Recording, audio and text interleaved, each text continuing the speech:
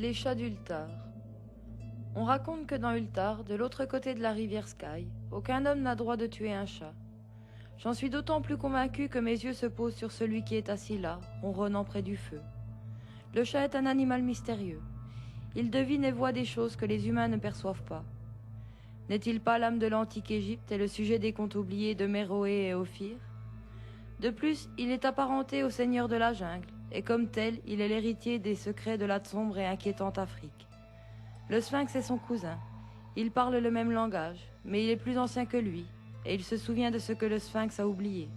À Ultar, longtemps avant que l'on interdit d'abattre les chats, il y avait un vieux paysan et sa femme qui prenaient plaisir à prendre au piège, pour les tuer, les chats de leurs voisins. Pourquoi se livrait-il à ce massacre? Je l'ignore. Beaucoup de gens ont les chats en horreur, et ils ne supportent pas de les voir se glisser furtivement dans les cours et les jardins après le crépuscule. Peut-être ce couple était-il du nombre. Toujours est-il qu'ils tuaient tous les chats qui s'approchaient de leur maison.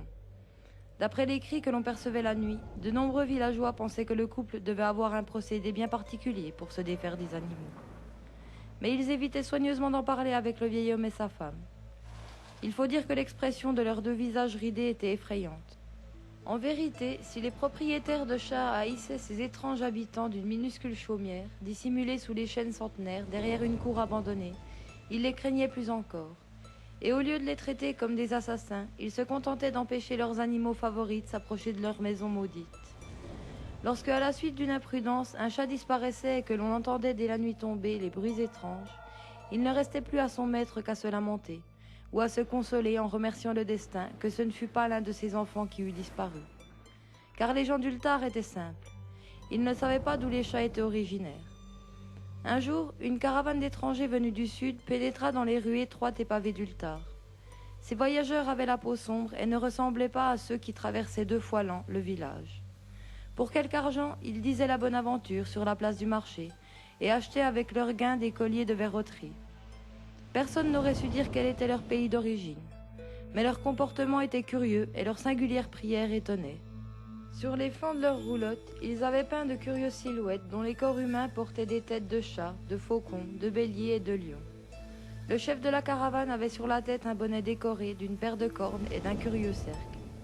Il y avait dans cette singulière caravane un petit garçon orphelin de père et de mère qui avait reporté toute son affection sur un charmant chaton noir. La peste n'avait pas épargné les siens, mais elle lui avait laissé quand même cette petite créature soyeuse pour apaiser son chagrin. Lorsqu'on est très jeune, on peut trouver une consolation à voir gambader joyeusement un petit chat noir. Le garçon, que les gens basanés appelaient Ménès, souriait plus souvent qu'il ne pleurait pendant qu'il jouait avec son petit animal sur les marches d'une roulotte bizarrement peinte. Au 3e matin du séjour des voyageurs à Ultar, Ménès ne retrouva pas son chaton noir. En le voyant sangloter sur la place du marché, certains villageois lui parlèrent du vieil homme et de sa femme, et des bruits que l'on entendait la nuit près de leur maison. Lorsqu'il eut écouté ces paroles, l'enfant s'arrêta de pleurer et se mit à méditer. Puis il fit une prière. Il tendit les bras vers le soleil et récita des litanies dans une langue qu'aucun habitant d'Ultar ne pouvait comprendre. À ce moment-là, les nuages prirent une forme curieuse. Il se formait dans le ciel des silhouettes indistinctes et nébuleuses de plantes exotiques, de créatures hybrides couronnées de cercles entourés de cornes. La nature aime prendre parfois ces figures tourmentées qui impressionnent les imaginatifs. Cette nuit-là, les voyageurs quittèrent Ultar et on ne les revit plus jamais. Le lendemain matin, les villageois s'aperçurent, bouleversés, que les chats avaient disparu. L'animal familier semblait avoir déserté tous les foyers.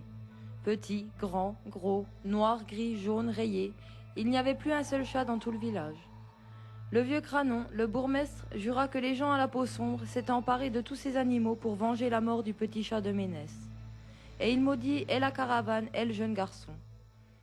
Mais Nice, le fluet notaire, déclara qu'il s'agissait sans doute encore d'un mauvais tour du vieux villageois et de sa femme, car leur haine des chats empirait de jour en jour.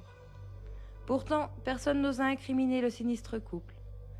Attal, le fils de l'aubergiste, jura bien qu'il avait vu tous les chats d'Ultar réunis au crépuscule dans la cour déserte de la chaumière. Mais pouvait-on accorder crédit au récit d'un si jeune garçon?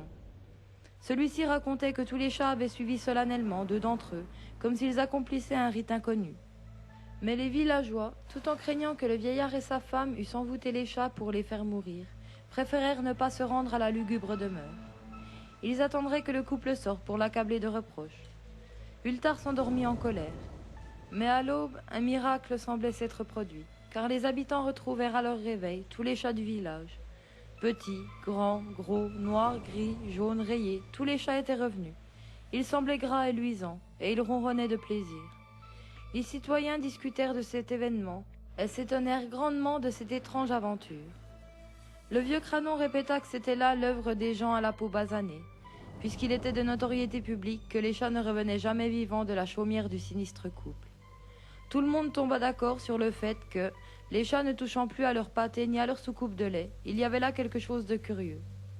Pendant 2 jours entiers, les chats d'Ultar refusèrent de toucher à leur nourriture et se chauffèrent au soleil ou près des foyers.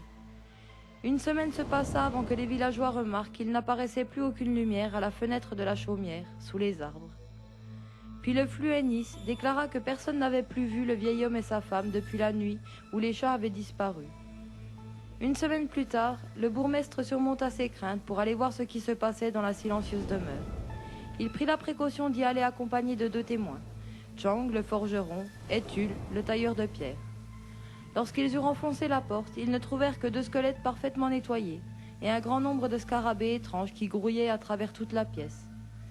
Cette découverte donna lieu à de nombreuses discussions. Zot, le juge, se disputait à longueur de temps avec Nis, le fluet notaire. Cranon, Chang et Tulle étaient pressés de questions. Même le jeune Atal, le fils de l'aubergiste, fut interrogé à plusieurs reprises et reçut des bonbons en récompense. On parla du vieux villageois et de sa femme, de la caravane et des étrangers à la peau sombre, du petit Ménès et de son chaton noir, des prières de Ménès et du ciel tourmenté, de ce que les chats avaient fait la nuit où la caravane était partie, et de ce qu'on avait trouvé plus tard dans la chaumière, sous les arbres sombres de la cour repoussante. Et pour finir, les bourgeois instituèrent cette loi remarquable, dont les commerçants parlent à haute œil et les voyageurs à Nir, à savoir qu'à Ultar, aucun homme n'a le droit de tuer un chat.